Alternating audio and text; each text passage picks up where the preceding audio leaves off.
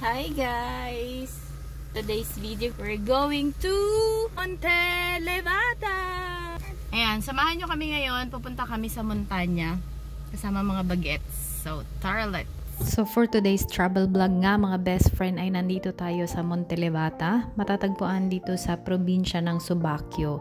Mga 1 hour and 30 minutes drive siya from the center of Rome. Napakaganda ng tanawin dito, napakaganda ng daan, napakaraming puno at fresh ang hangin. Ngayong araw nga na to ay dinala namin yung aming mga bagets dahil nakita ko sa social media na marami yung pumupunta dito especially kapag winter season. At magandang experience para sa mga bagets kasi napakaraming iba't ibang klase ng mga hike. Magandang pagkakataon din para ma-experience din naman nila ang montanya. So habang nagdabiyahe kami, nakita namin itong lugar na to.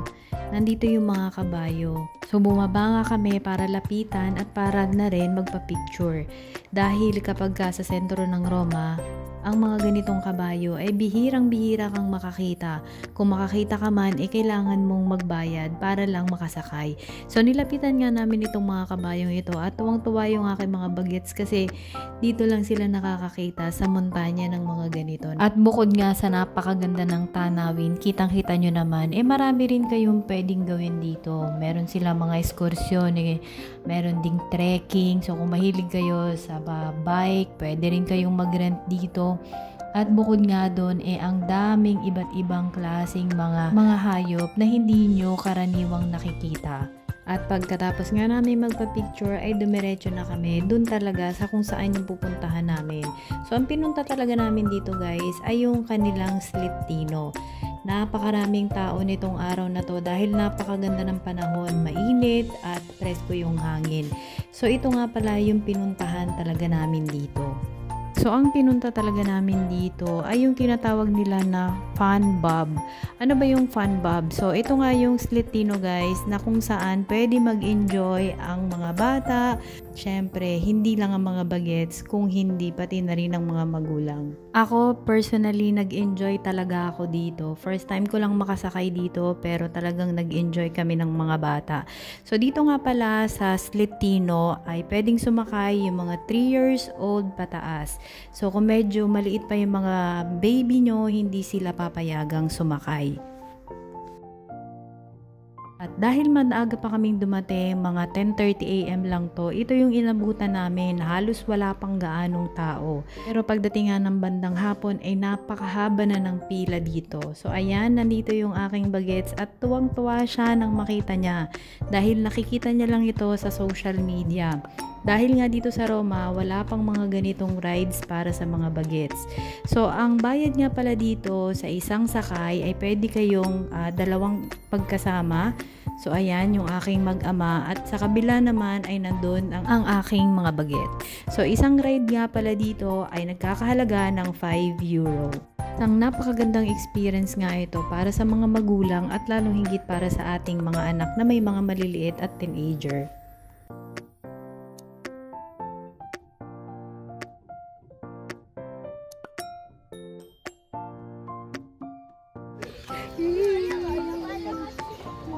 Alla salita ti prego non ti appoggiare, devi tenerti.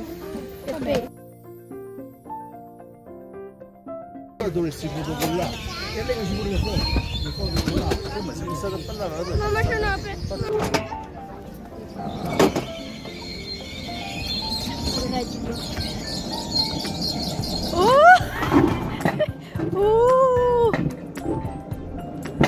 Che bello! Ma non sembra salita però. adesso vedrai. Non mi serve in ansia.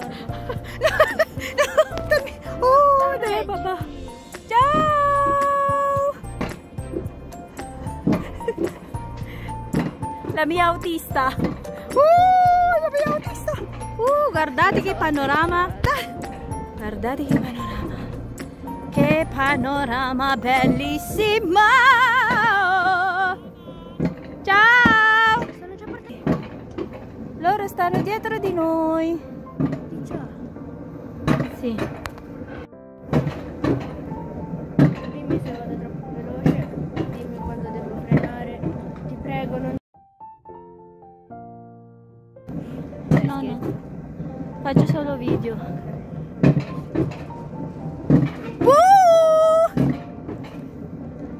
Ora da qua dice c'è il legno sembra che sia.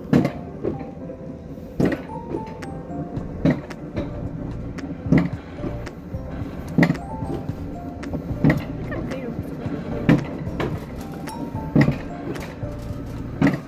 fare? Hindi na nga ako nag-a-apodya. Sì, vi appoggiamo. Dai, è bello. Ciao! Sì. Oh mamma! Vai, fa così. Ah, normale? Sì.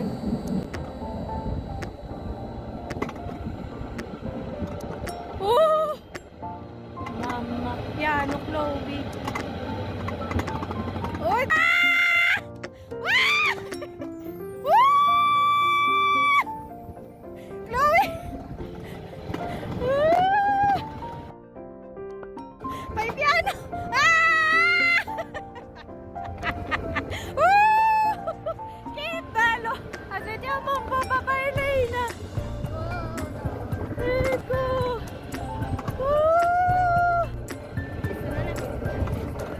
Di là sì!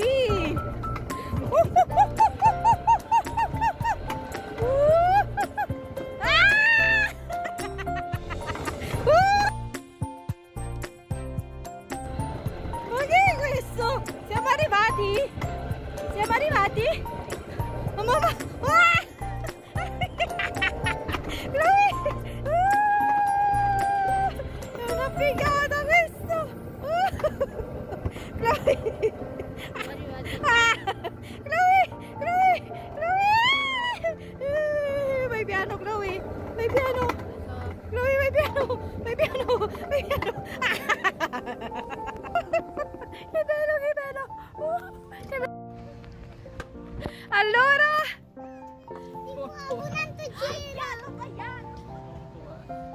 Bello?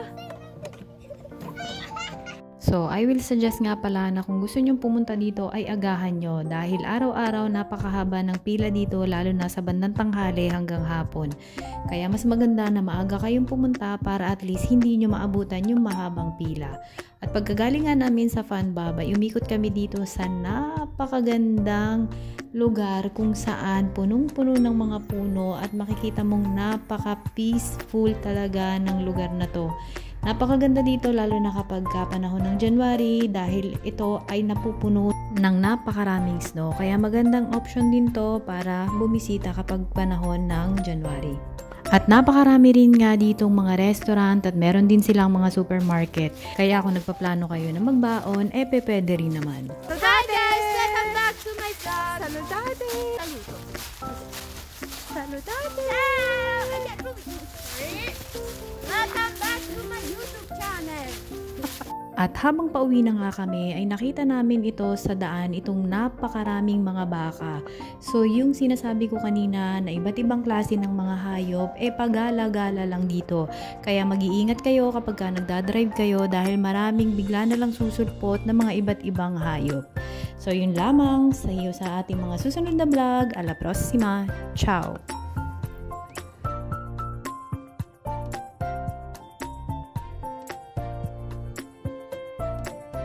Ciao! At eto nga pala yung mga bakang muntik na kaming habulin dahil nakapwesto kami dito, hindi namin alam na dito pala sila umiinom. Magpapapicture sana kami pero bigla silang dumating kaya nagsipagtakbuhan kami papasok sa kotse.